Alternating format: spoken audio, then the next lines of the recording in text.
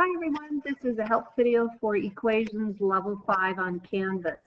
All right, our first example shows that we have variables on both sides of the equation. So let's separate left from right.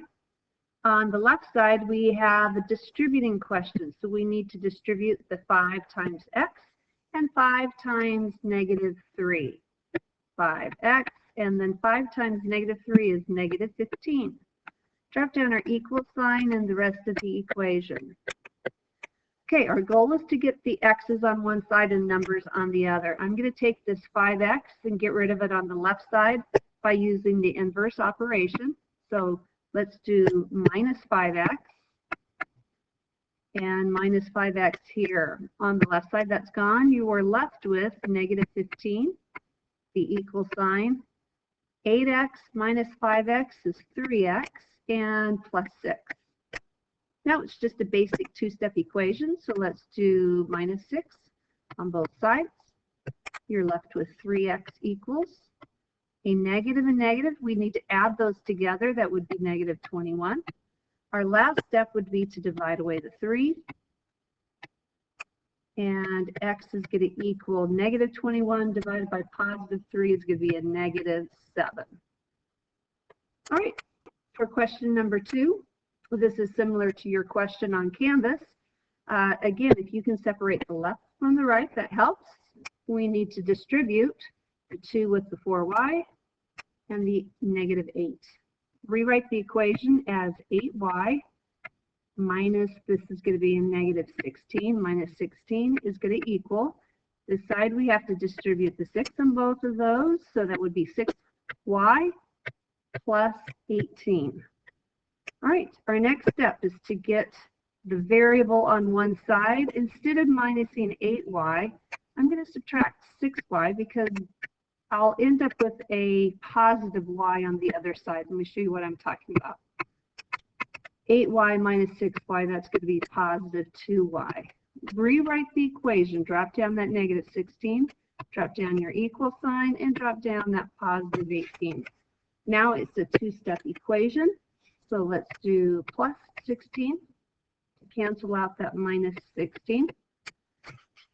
We end up with 2y equals 1434. And our last step would be to divide away the 2.